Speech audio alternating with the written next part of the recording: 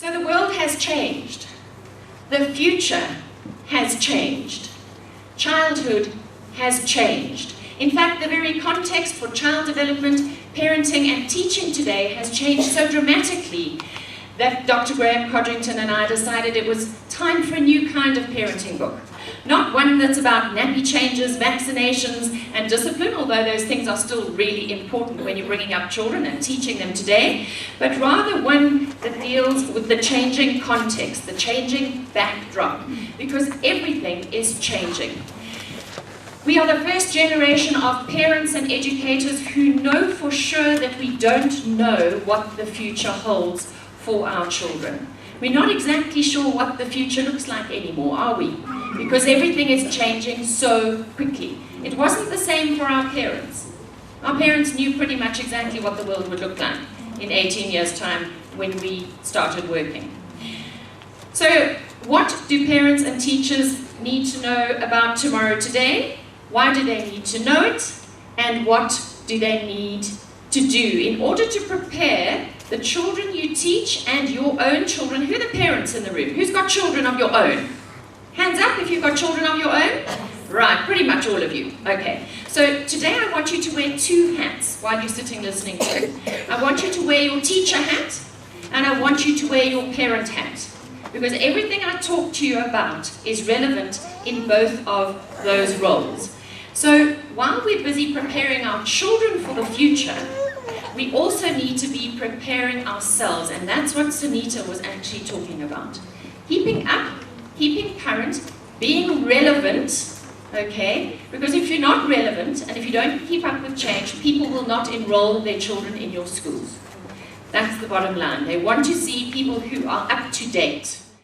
And we know that most people don't understand preschool learning and the importance of play in what you're doing. And it is so vital, because a good matric starts in preschool.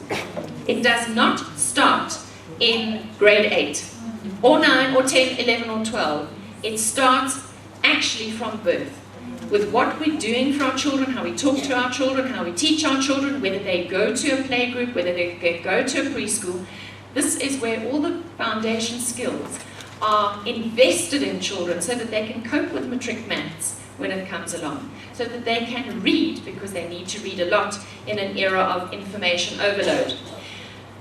So we need to also understand that while technology is very good, parents need to know that they need to balance their children's on-screen life with real play, with real toys, with real children, because this is how we will get a balanced child. Our children need to access the world through technology, because that's where things are going, but not without concrete foundations.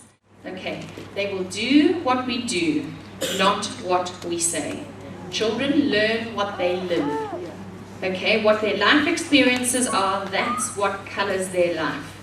Okay, so very, very important that we understand what those X factors are, and how we display those is how our children are going to learn them from us.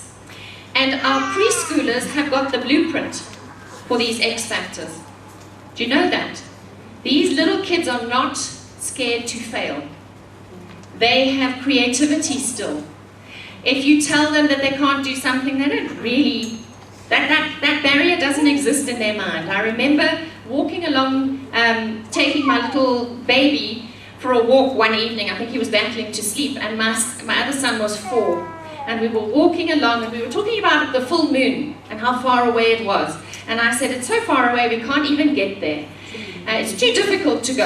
And he said, oh no, it's not. You just need a very, very, very long ladder. You see, there are no limits to a child's imagination. And that is what we need to buy into. And we need to keep an unlimited mind alive. That is our job. From preschool teachers right through to high school teachers, we need to keep the curiosity of the learner alive. And Professor Jonathan Jansen spoke before me at a conference not long ago, and he said something which I really loved.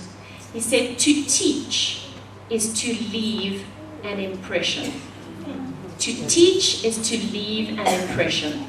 And I think that is exactly what we do. We leave footprints on their hearts and on their minds every single day. So tread carefully, tread boldly, and tread creatively into the future, because you are shaping hearts, you are shaping minds, and you are future-proofing these children for the tsunami of change when it comes. Thank you very much.